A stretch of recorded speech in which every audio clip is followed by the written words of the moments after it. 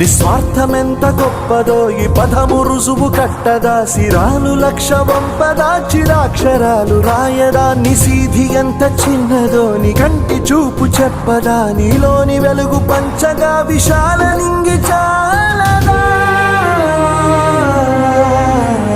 మనుష్యులందు నీ కథ మహర్షిలాగా సాగదా, మనుష్యులందు నీ కథ మహర్షిలాగా సాగదా.